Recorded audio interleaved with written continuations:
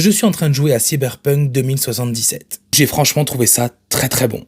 Alors bien évidemment, je parle de la version actuelle avec tous les patchs et les mises à jour. L'univers de Cyberpunk est excellent. La narration va nous faire plonger dans un monde extraordinaire. Une écriture tout en finesse avec des dialogues soignés, tout est cohérent, les personnages sont très bien développés, des personnages bien différents, des personnalités marquantes, avec tout ce qui est psychologie, passé, but. C'est immersif, touchant, violent, nerveux, intelligent. Bon, ça commence avec la création du personnage de V que j'ai bien aimé. Il y a assez de détails et de modifications possibles. On peut créer un avatar comme on le souhaite. C'est plutôt complet, on peut y passer du temps. Surtout si on va vraiment dans les détails. Pour moi, c'est bon, c'est réussi. Alors V, c'est pas un personnage vide, il a un certain passé. On choisit notre voie au début. Mais ça reste juste un background du personnage. Ça a pas forcément beaucoup d'impact. Un peu au début, bon, ça va pas tout chambouler. On va surtout le voir dans certains choix de dialogue par la suite, la réaction des personnages, etc. Ça sert plutôt à caractériser le personnage de V. Et ça rend le tout très immersif. On va globalement suivre la même aventure. Celle d'un mercenaire de Night City en quête de contrat pour gagner de l'argent et en réputation. Il veut devenir la légende de la ville. On va rencontrer des tas de personnages, des gangs et la méga corporation qui contrôle tout, Arasaka. Avec le scénario, on a une espèce de sentiment d'urgence. Le temps nous est compté, il faut aller vite au bout du scénario. Ça se ressent plusieurs fois dans certaines scènes, dans certaines missions.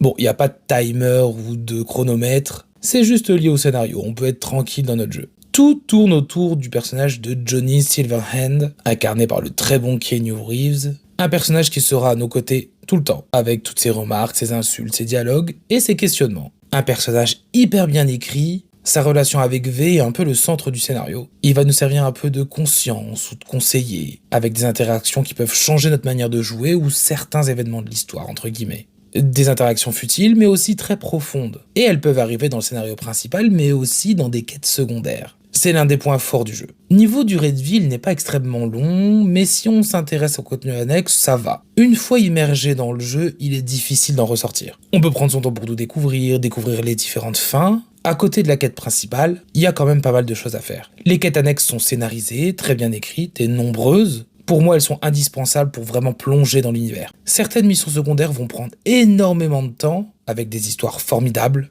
Elles peuvent même avoir un certain impact sur l'histoire principale. Ça rend l'univers encore une fois très immersif. Bon, parfois il y a des missions un peu similaires, mais il y a un vrai contexte à chaque fois. Ça grossit l'univers et il y a des thèmes intéressants. On a aussi pas mal d'activités, ça rend la ville plus vivante. Notre téléphone va souvent sonner. La ville est divisée en quartiers, dominée par des espèces de gangs. Bon, on va pas prêter allégeance à un certain gang en particulier. V, c'est un mercenaire, il va où il veut, il fait ce qu'il veut, il travaille avec qui il veut. On fait comme on a envie. Il y a des choses obligatoires, forcément, pour faire avancer l'histoire. On a un grand sentiment de liberté. C'est hyper